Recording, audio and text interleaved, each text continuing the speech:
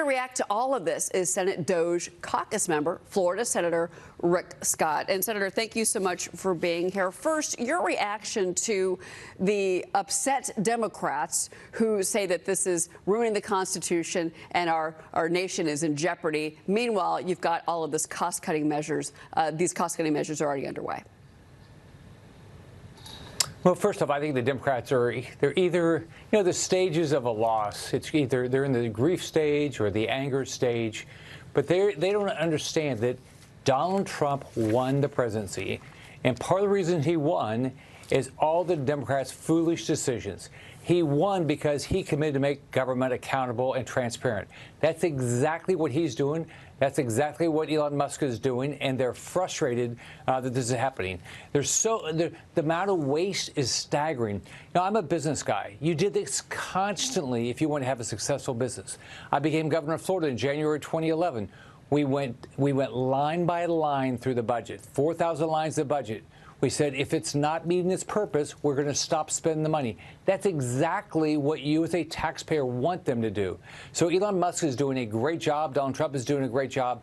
And the Democrats cannot believe that all their failure, all their fraud, all their waste is being exposed and it's going away. Yeah, well, and David Marcus writes on FoxNews.com in a really great op-ed about the resistance and how it's so misguided by Democrats. But he also points out that you do have one of your colleagues in the Senate who is siding with President Trump and talking about cost-cutting measures, and that's, of course, Senator John Fetterman of Pennsylvania. MSNBC going after him because, oh gosh, he talked about acquiring Greenland and he had positive comments. Oh no, he went to Mar-a-Lago. Oh no, he joined Truth Social. So you do have some Democrats, at least on the Senate side, that looks like they're working to work with you, that they're willing to work with you. Your reaction to that? Well, there's not many. And look, and Fetterman didn't, he promised he was going to vote for Pete Hegseth and then didn't. It took J.D. Vance to come in and break the tie. So a lot of this is, it's nice that people might say some nice things, but they've got to vote with us. Okay. It takes 60 votes to change a lot of things in the Senate.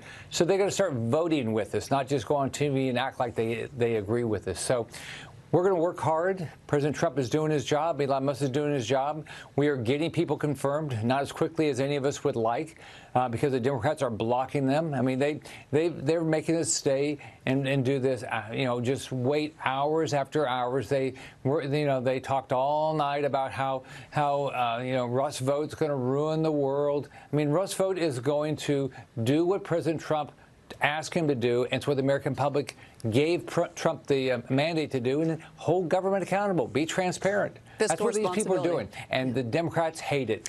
Fiscal responsibility, that's what Americans asked for back in November. You're absolutely right. So let's talk about this with regards to the budget and spending. House Republicans are preparing to hold hearings next week on a single budget packet, that big, beautiful bill, after a lengthy White House meeting with President Trump that happened Thursday.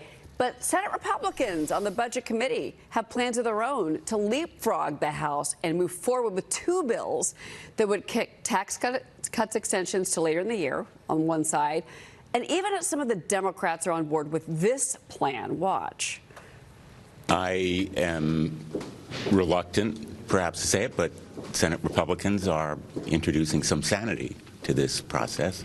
It's the only way we will get anything done, is if Senate Republicans are able to take the ball and run with it, because the one beautiful package is a non-starter here. Okay, does this get the support of the House and President Trump? What do you make of his remarks? I'm very optimistic.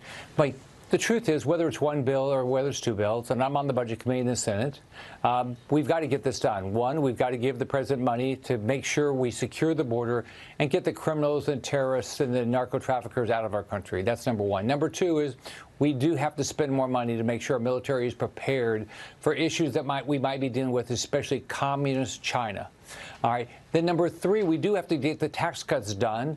And there's other things we have to do. We have to balance our budget. We've got to do all these things. So whether it's one bill or two bills, we've got to get this done. We've got to bring fiscal sanity back. I'm very optimistic both the House and the Senate will move forward in lockstep and get something done here. All right.